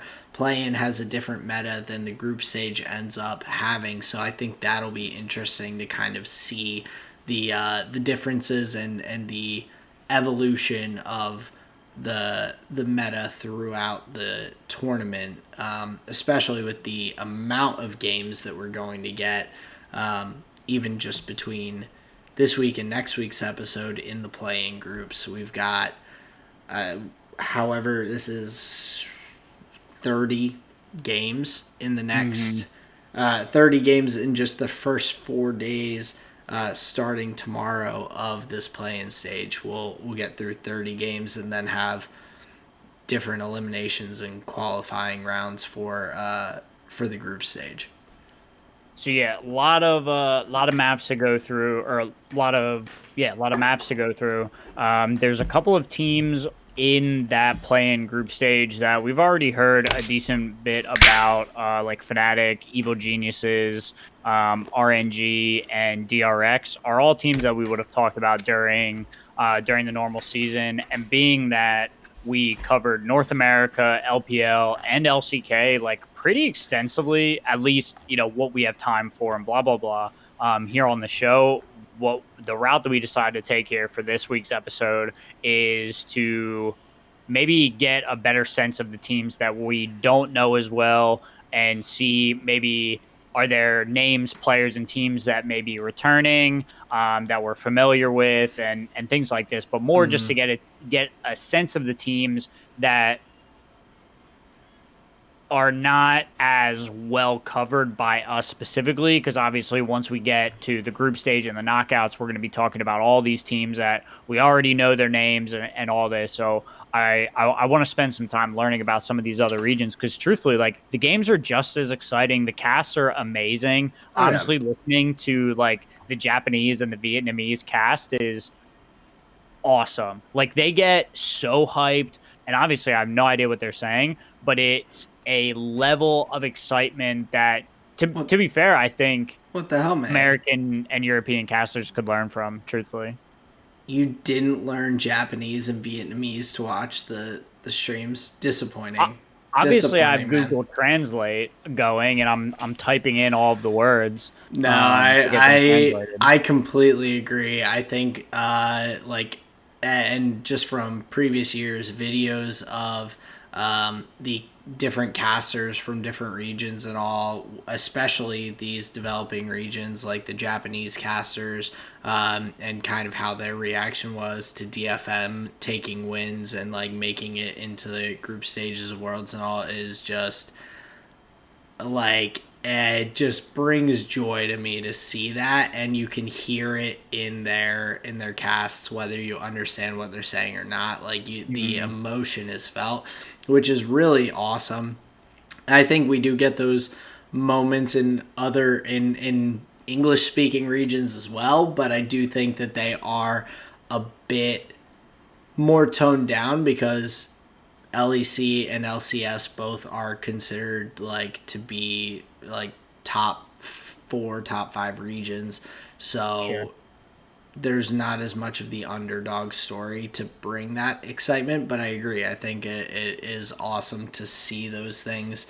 But before we get into those, the developing region teams, just 2 quick notes. So to start play-ins, Bean and Rux, 2 players from Fnatic TQ, are going to be playing on their main roster as temporary subs for Fnatic, because Upset and Hillsong both have contracted COVID-19.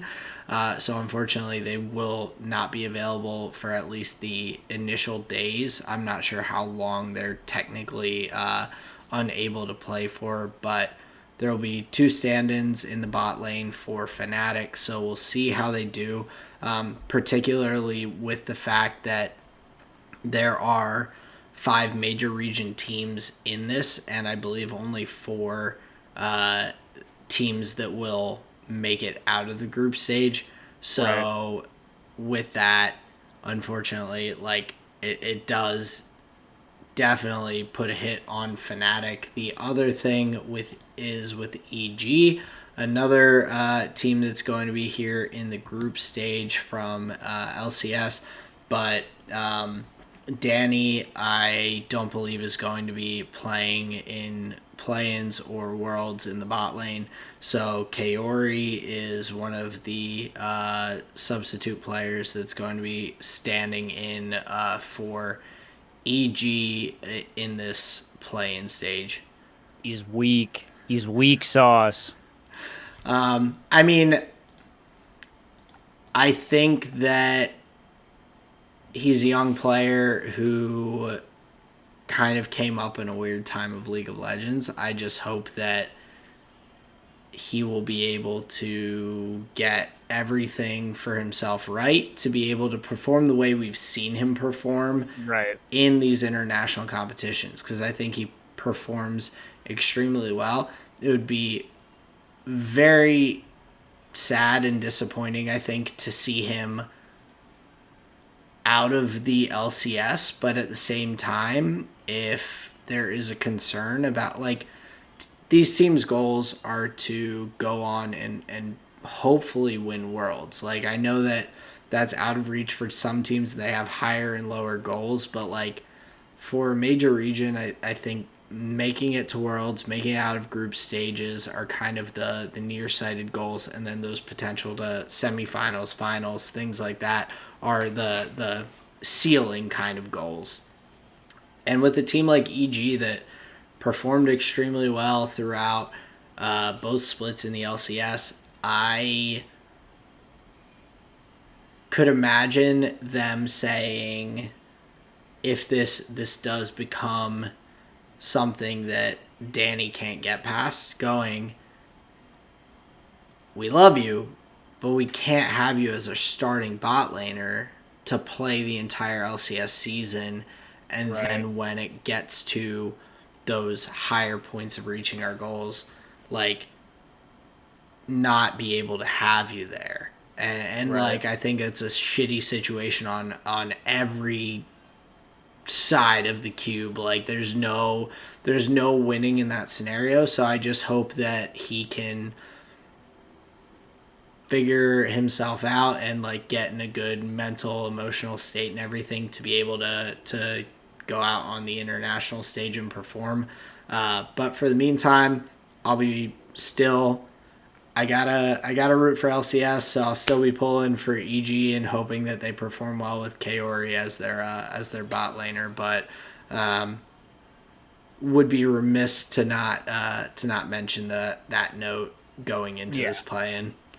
Yeah, because that's really unfortunate, and like to me, not really fair to the other four members, especially when he is like such an integral member. Like I don't know his damage numbers offhand, but I wouldn't be surprised to find that it's likely somewhere around 38 to 42% of the team's damage, I would and that's imagine, yeah.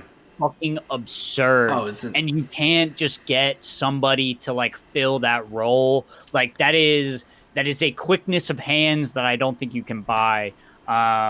So yeah, he was and is definitely a weapon for evil geniuses. So it's a shame that his team aren't going to have him to go up against. What we have found going through some of these finals and some of these regions is these teams ain't to be trifled with. Like they're pretty good. A lot of these series ended in 3-0s. You yeah. know, the teams are not like up against the wall, scrappy. Like they're dominating their opponents in their home region. So like I'm not counting any of these teams out, basically, is what I'm saying at this point. I know like the meme always used to be like, oh, developing regions and this and that. Like this is the closest I've seen some of these regions and teams look. So I think we as viewers should give them a fair shake. And it's unfortunate that Evil Geniuses is going to have to fight them basically with one arm tied behind their back because that's big, unfortunate. Yeah, and I mean Kaori he performed well, but he only participated in 5 games compared to Danny's 102 that he's been Right. in this like lineup. And So Danny's had like so many pop off moments that it's just like his like X factor is so high. And at like a world's competition where you're going up against all like, the other best players, it's like, man, you're missing out. yeah, so we'll get to see how they do. Like I said, hoping they do well, but we'll have to just wait and see what comes. But I know that getting into some of the developing regions, I believe Beyond Gaming was the first team that you wanted to get into a little bit. So lead us Yeah. off. It was so we had Beyond Gaming versus the Crackdown Flying Oysters from the PCS What a region. name!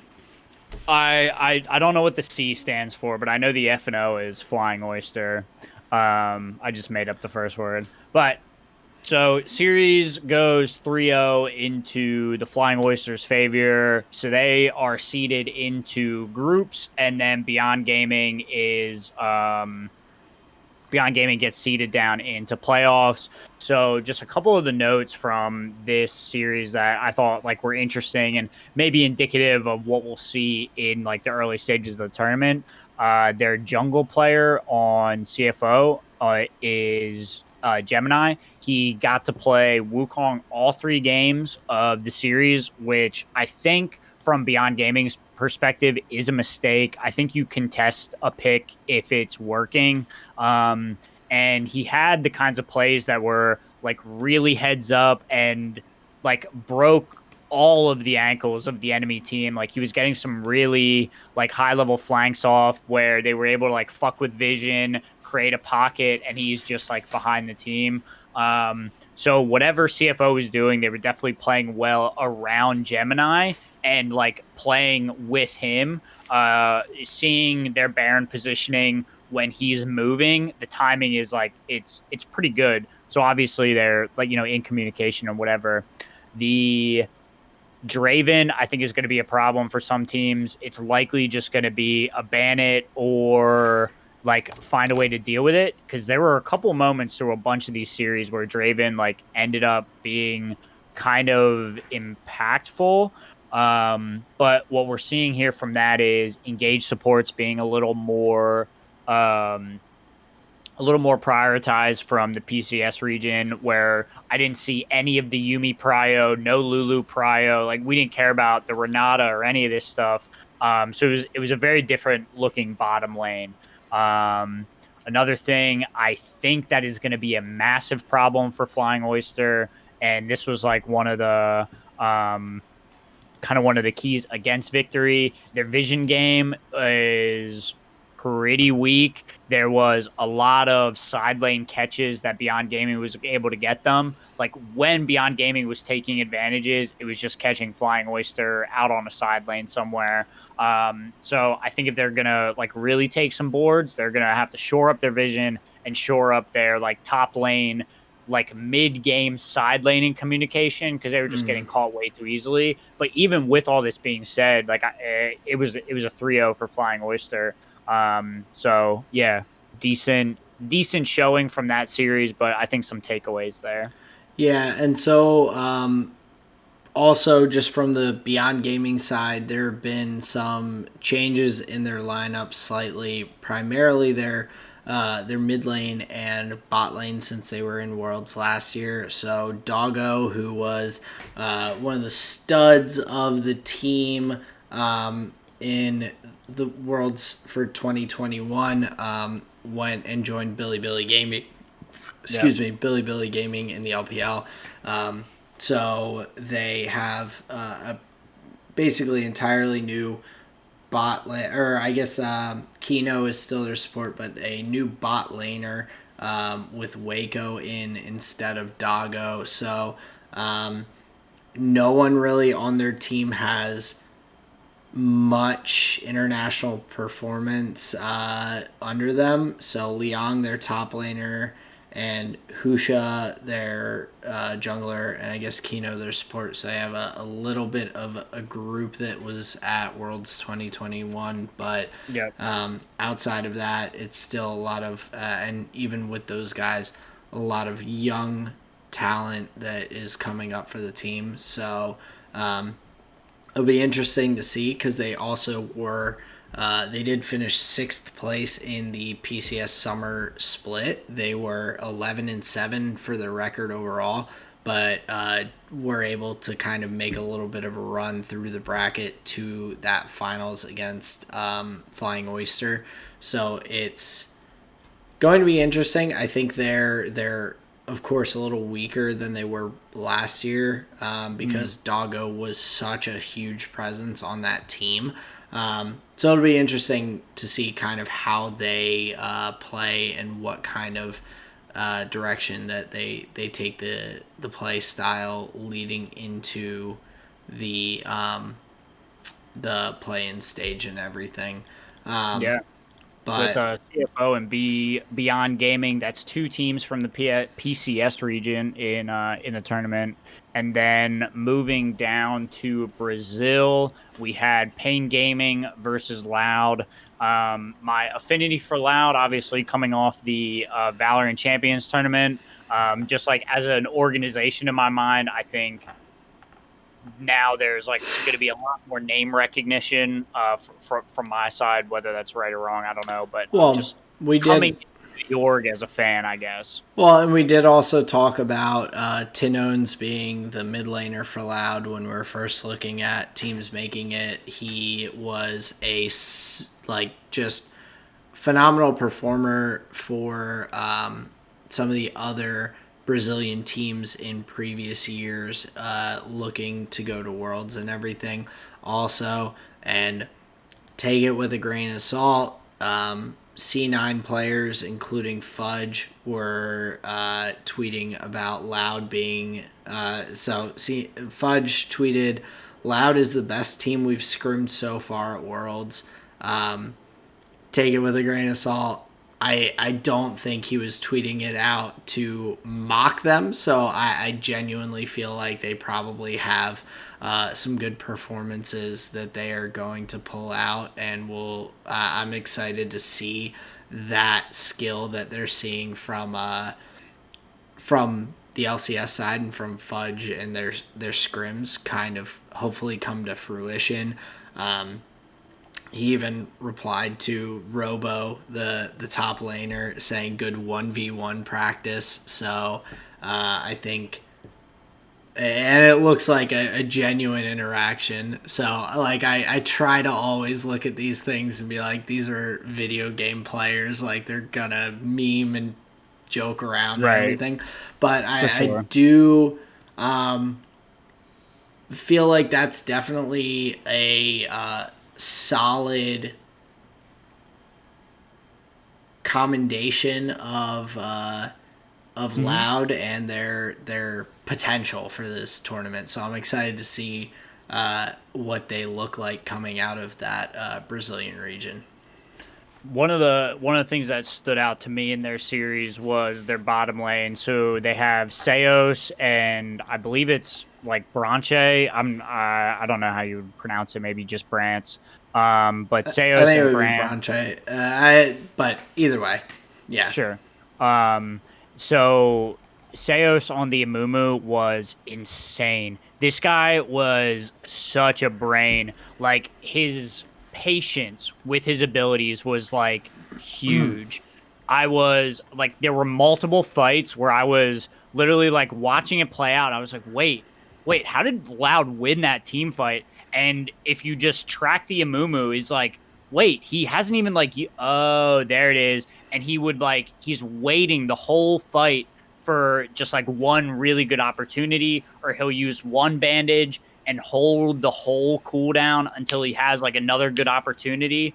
This guy was just literally dominating fights, just 1v5. It was insane the amount of lockup that he was getting. And then here's a note on an 80 carry that I haven't seen in a long time. And I believe this is key to their success as well.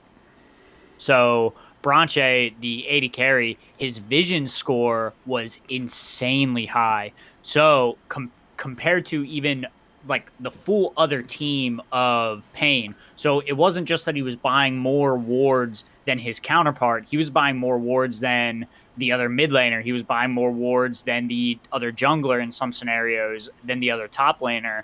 So it's and this clearing, right. Controlling vision with Seos, which is huge to the degree that like when you think of some of these other like carry ADCs where, you know, the Zeri and the Sivers and stuff, like maybe you're not thinking of them as like a utility role, but it seems like the 80 carry for Loud is filling a a very utility info gathering type role and just letting Croc and Seos just be the brains of the operation and just getting these insanely clean engages. So yeah, I think from just like a macro managing the game perspective, I think they have a lot going for them. Obviously, this was another 3-0 to the side of Loud.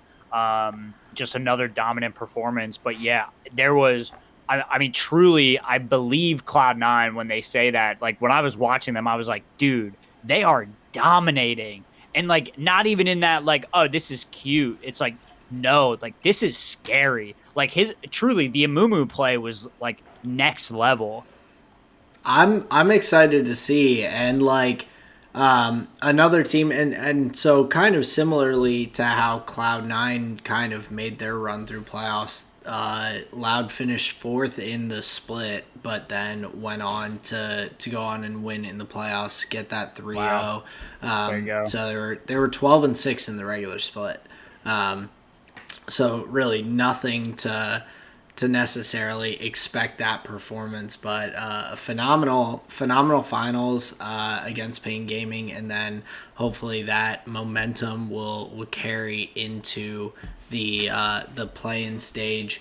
But moving right along, I know that you have DFM next, which I love. I am a DFM fan. They have been around for so long at this point. Utapon has been playing for DFM basically. I saw a tweet that was like, Jojo Pune is the youngest player that will be playing at Worlds. Like, Utapon has been playing League of Legends for basically half of his life for DFM. Like, he has been there like from the get-go basically. He's been on DFM since 2013. So it's now 9 years into his time there, which is phenomenal. And with that comes the experience of being just in a number of big tournaments, being at All-Stars, being at Worlds tournaments, being in play-ins, being at Rift Rivals, like MSI, you name it, he's basically been there. So, and I still think playing at a very high level. Oh, absolutely. I think I am very excited to see DFM because I really every year do think that the Japanese region has continued to improve and catch up and gain on the other regions, and like DFM is no team to look past by any means. Yeah, it's like been them and Flash Wolves that have been like the the international killers, where it's like, okay, these are like the orgs that have kind of risen amongst even that like the bet as like perennial, perennial, and especially not just like, oh, like this region has kind of come up. It's like, no, the same team has kind of become a perennial international competitor that has had the opportunities to come into these tournaments, and then like has taken that and just stomped their region again and like still built on it, which is pretty cool, because it's not easy to grow and build when you don't have competition around you. Right. Yeah, it makes it pretty tough, but we have been seeing DFM for a while. 3-0 for them as well in their final against Sengoku Gaming. Just a couple of notes from this series. Again, with the change-up of priority, we're seeing a big focus on back to Enchanter supports and Assassins and AD carries with Cull starts. So planning for way less trading, looking to farm into the mid and late game is a whole different flavor than some of the more aggressive play styles we've been seeing. Some close games in the series, so Sengoku, it wasn't like a stomp by any means. Some interesting champion picks. We saw the what's the goat's name? I forget what the goat name is, and then we saw Tryndamere in the top top lane for DFM, which I think is just particularly heavy right now, where he's not going to be locked into any meta. You can't hold him down. Evie's going to play what he wants. So I just thought that was interesting, where he had some like off kilter type stuff.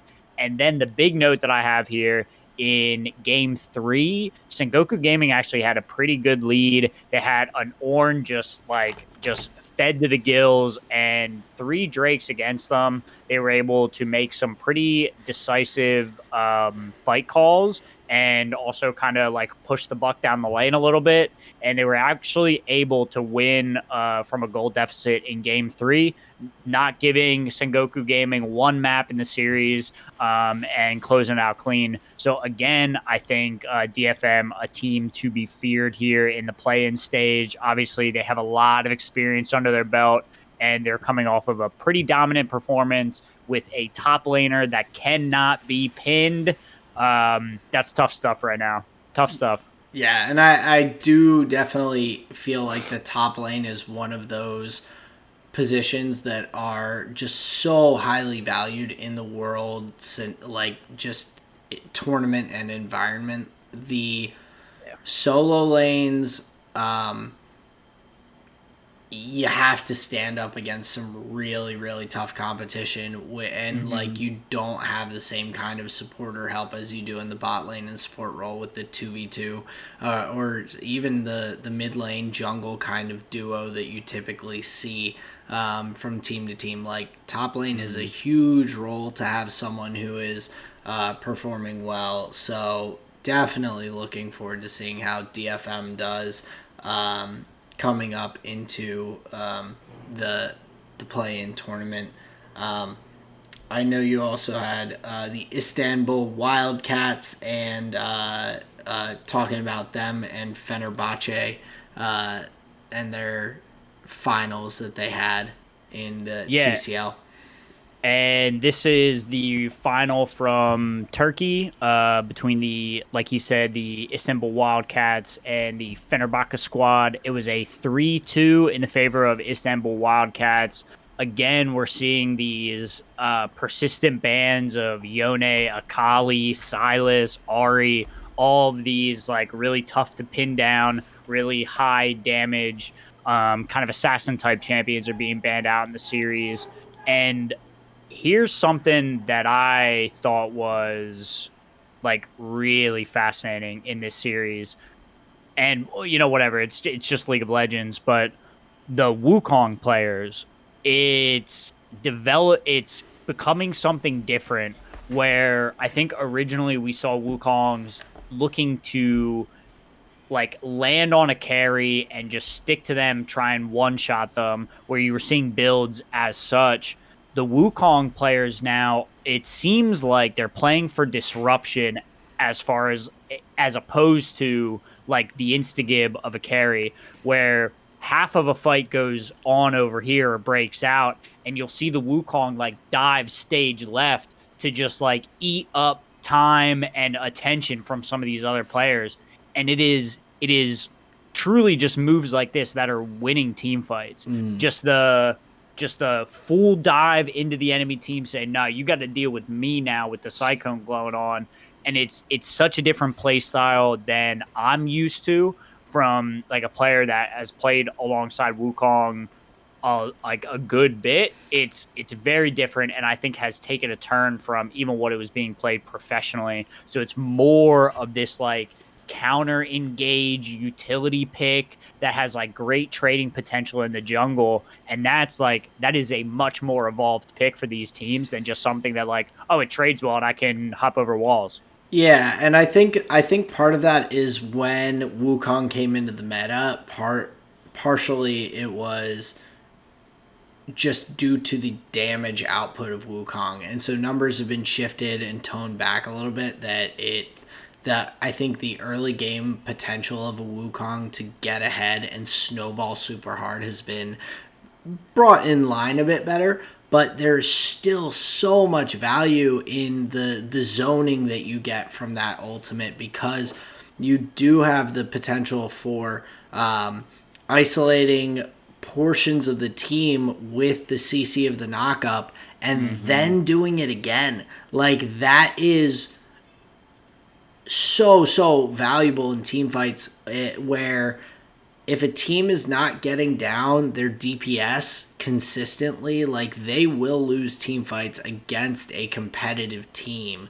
Like, if your carries are, even if they're not getting killed, if they're not able to put out damage, all of a sudden your top laner's dead and it's a 5v4, or your jungler's dead and you've barely done anything. Like, it's so valuable to have that kind of disruption, and I think it's definitely has its place as a solid pick. And from what you're saying, it sounds like they've used that pretty well for that point to kind of propel the team forward in those fights. Yeah, like, I mean, to the degree that, like, it seemed like the Wukong players were just winning fights, to where it just seemed like the series kind of became about the Wukong pick. Just a final note on the Istanbul Wildcats, the team that qualified into play-ins. They have been the top of Turkey for a while now.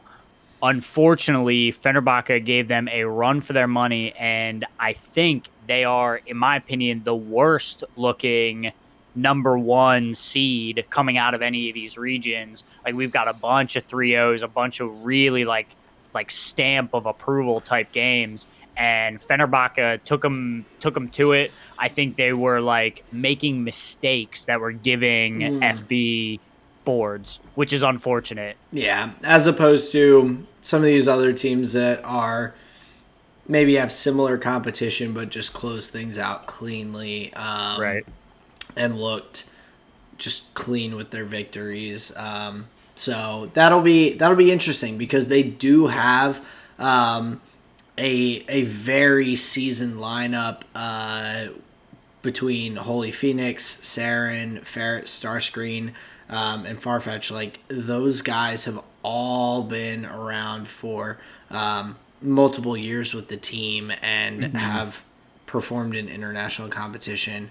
MSI 2021, MSI 2022 coming in now. It'll be, even though they are not looking necessarily as strong as some of the other developing regions, I think that you definitely have to look at some of the value that you get from that veteran status and international competition that they've just been in before. But moving on from them, you had GAM and SGB. Is that Saigon Buffalo? Yeah, and to be fair, I'm not sure what the GAM stands for. I think that's just... Is that Gamma Bears? Yeah. No, it's not Gamma Bears, I don't think. It's probably Gamma something, Gamma Energy Drink or whatever. Either way. But we had the Saigon Buffaloes moving down into the play-ins, where GAM gets seeded into the group stages. 3-0 for GAM here. I think the big difference really was Beanjay, the jungler for GAM. He was ahead of the play every single time, where every time the jungler for Samsung or Saigon Buffaloes was showing up. It's sorry, Gigabyte Marines. Okay. That's GAM. They've been around for a while. I just had to look, so I apologize for interrupting. Isn't that a different? That feels like a different header, I guess. I think that they may have gone from being called like... So GAM Esports is a Vietnamese team. They were previously known as Gigabyte Adonis Marines or Marines Esports. So gotcha. they have changed their moniker to some extent. But same organization at least. So right. Yeah, because I was going to say, we've seen Beanjay play, we've seen Levi play, we're familiar with these players, but truly in this series, I think it was just like a jungler diff, and to the degree that I think Levi for Gigabyte Marines, is going to show up pretty well at the tournament. I think he had a pretty good understanding of what was going on. Saigon Buffaloes were using the Hecarim, which I thought was really interesting. Like, it gives you just free access to dive that mid turret kind of whenever you want, which is brutal depending on what team you're playing against. But yeah, just not much there. Obviously, just Gigabyte Marines wins a 3-0. And the last series I wanted to talk about was the Isurus versus Estral, which is Latin America. Go ahead. Real quick with Saigon Buffalo, I know I'd previously mentioned they were having some visa issues. They were able to get everyone on the way to Mexico, and also full team, including Coach Ren, will be there for play-ins and everything, so they don't have any continued issues with that other than a delay of getting to Mexico for the play-in stages. So sure. But on to Isurus Gaming. Just had to note that. No, just glad to see that all the Buffaloes will be there safe and sound. Love it. Interesting little series here in Latin America. Strong priority on Lissandra in the mid lane, which I knew you were going to love. I thought of you immediately when I saw that being picked. I was like, he's going to hate this shit. Fun. He's going to hate this. Best champ. The one note that I did think was interesting about it wasn't being picked improperly, in my opinion. So they were surrounding it with a bunch of beef, a bunch of health, and a bunch of crowd control, where you were focusing on like your second and third rotation of spells in a fight, and they actually like built the team around that to where the fights were going better than expected, and the Lissandra seemed like a tool rather than a hindrance, where we've seen in every other region where they just play a little more aggressively. It's just it's just not that great. But here it seemed okay, and they just focused on a lot of beef. So I'm curious if they're going to carry that into the play-in stage, because that has been the biggest difference in pick and ban strategy compared to some of the other regions where they were really focused on like tanks in 3 out of the 5 roles. Sometimes even prioritizing a Galio, which is like another layer of tank, which is interesting. So we'll see what we get out of Latin America. What were you going to say? Oh, I just think that that's a better way to play it than I feel like the ways that we've seen it played that drives me nuts is that it is a safety pick. It is a pick that is the intention is not to win, it's to not lose. Like I hate that. That is so boring. Picking a champion, like there's a big difference in my mind, between picking a Lissandra in that position and an Orianna. Because Orianna, there's a lot more potential for aggression while still having safety. Whereas if you're playing Lissandra and you want to go aggressive, you have to commit yourself completely to the cause. And like that just nullifies it in my mind to being a safety pick in most cases, where it's like you're not going to use it in that way. You're not going to potentially throw your life away and throw yourself into the middle of the mayhem for this reason.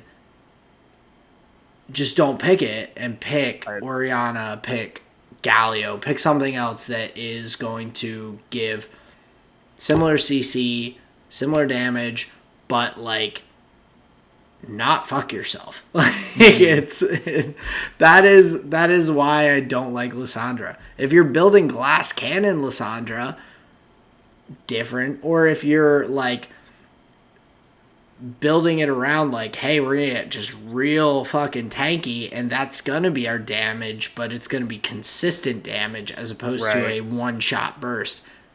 Very different, but I have concerns.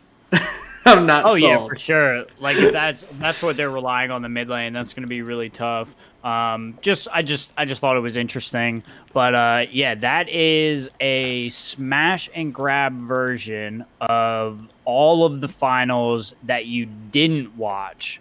So if you're all caught up with everything else, there we go. We got you the developing region series, because Beautiful. obviously everything else is just hammered to death.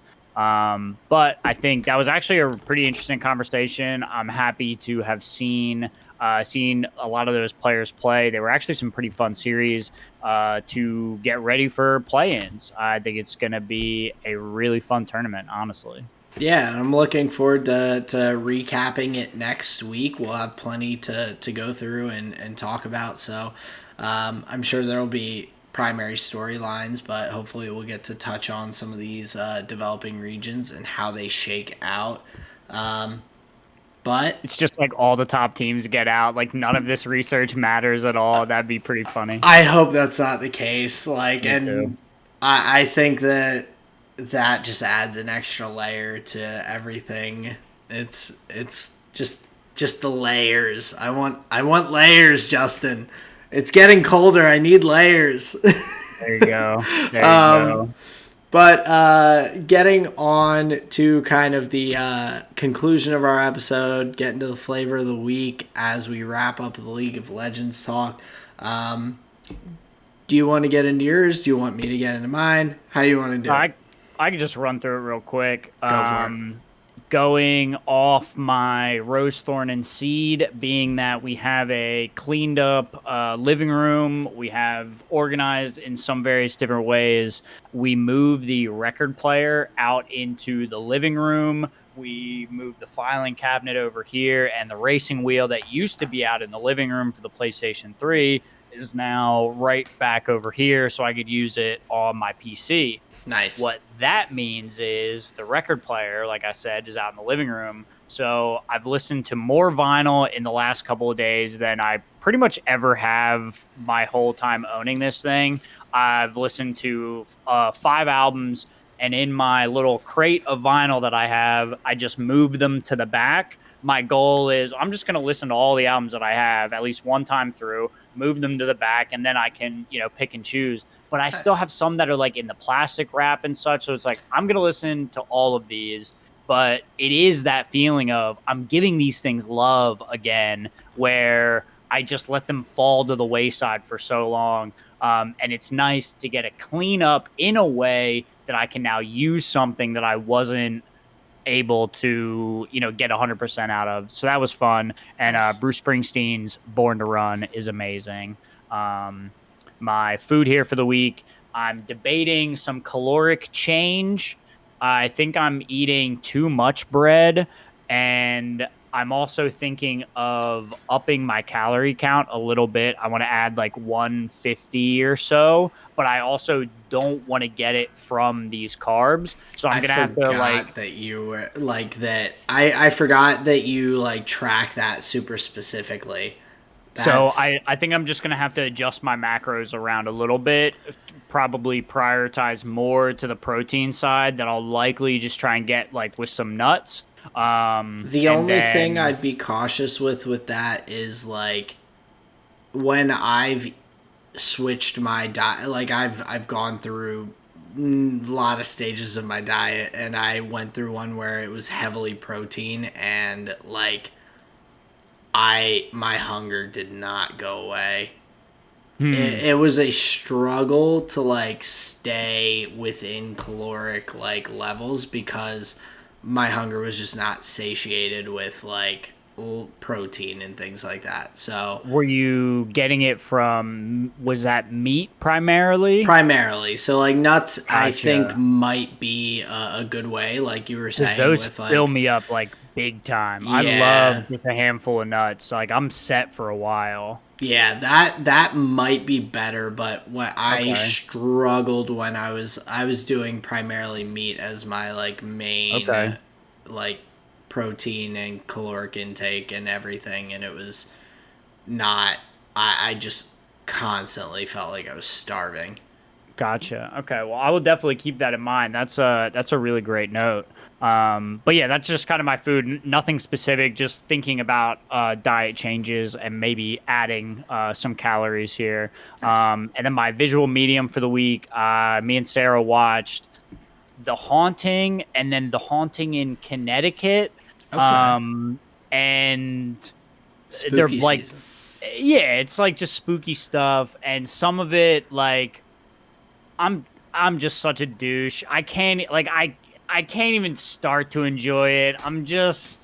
Oh, I'm you have to just laugh at it, and that's the enjoyment you get out of it. It has right. to be purely like I will fully admit, like, I don't enjoy watching like Real Housewives of Beverly Hills with Colleen Sure.